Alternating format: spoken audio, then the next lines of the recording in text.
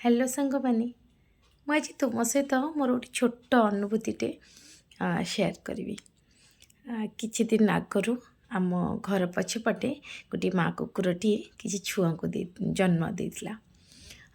ତ ମାଟା ଛୁଆ ଜନ୍ମ ଦେଇଛି, ତାକୁ ଭୋକ ହେଉଥିବ, କାଳେ ପିଲାମାନେ ଫିଡ଼୍ କରୁଛନ୍ତି ତାଠୁ ଏହା ଭାବିକିନା ମୁଁ ତାଙ୍କୁ ମା କୁକୁରଟିକୁ ଖାଇବାକୁ ଦିଏ।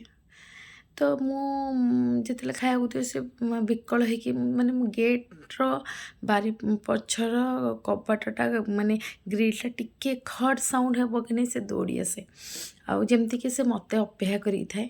ତ ଖାଇଦିଏ, ମୋତେ କାହିଁ ଭାରି ଆତ୍ମତୃପ୍ତି ମିଳେ ସେଥିରେ। ତାପରେ ମୁଁ ନୋଟିସ୍ କଲି କି ସେ କୁନି କୁକୁର ଛୁଆ ଯେତେବେଳେ ବଡ଼ ହୁଅନ୍ତି ତାଠୁ ଫିଡ଼୍ କରନ୍ତି, ସେ ଯେତେବେଳେ ଖାଉଥାଏ ସିଏ ତାଙ୍କୁ ବିରକ୍ତ ହେବାକୁ ଲାଗିଲା, ଭୁକିବାକୁ ଲାଗିଲା, ଯେମିତିକି ସେ ତାକୁ ଗାଳି ଦେଉଛି, ବିରକ୍ତ ହେଉଛି, ଚିଡ଼ଚିଡ଼ି ହେଉଛି ତା ପିଲା ଉପରେ।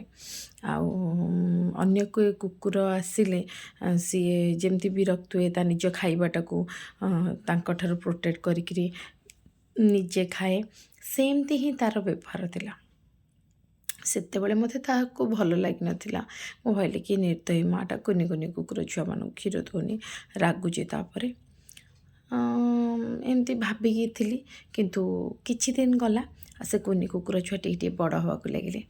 ଆଉ ବଡ଼ ହେଲା ପରେ ମୁଁ ଦେଖିଲି ସେମାନେ ତା ମା' ପରି ତାଙ୍କ ଖାଇବାଟାକୁ ଜଗିଲେ। ତାଙ୍କୁ କିଏ ରୁଟିଟେ ଦେଇ ଦେଇଥିବ, କିଏ ବ୍ରେଡ଼୍ଟେ ପକାଇ ଦେଇଥିବ, ସେମାନେ ଅନ୍ୟଙ୍କ ସହିତ ଲଢ଼ିକିରି ସେ ଖାଇବାଟାକୁ ନେଲେ। ସେଦିନ ମୁଁ ବୁଝିପାରିଥିଲି ପ୍ରକୃତରେ ତା ମା' ନିର୍ଦ୍ଦୟୀ ନଥିଲା, ବରଂ ସେ ଜୀବନରେ କେମିତି ବଞ୍ଚିବାକୁ ହୁଏ ସେ ପିଲାମାନଙ୍କୁ ଶିଖଉଥିଲା। ଏଇଟା ତାଙ୍କ ପାଇଁ ଲାଇଫ୍ ଲେସନ୍ ଥିଲା। ତେଣୁ ମା' ସେ ପଶୁ ହେଉ କି ମଣିଷ ହେଉ ସବୁବେଳେ ତାଙ୍କ ପିଲାଙ୍କ ପାଇଁ ପ୍ରୋଟେକ୍ଟିଭ୍। ତେଣୁ ଆମ ପିଲାମାନଙ୍କ ପାଇଁ ମା'ମାନଙ୍କର ଆକଟଟା କେତେ ଯେ ଜରୁରୀ ସେ ପିଲାମାନେ ବି ବୁଝିବା ଦରକାର। ତେଣୁ ଯଦି ମୋ କଥାଟି ଆପଣଙ୍କୁ ଭଲ ଲାଗିଛି ନିଶ୍ଚିନ୍ତ ରୂପେ ସେୟାର କରିବେ। Thank you.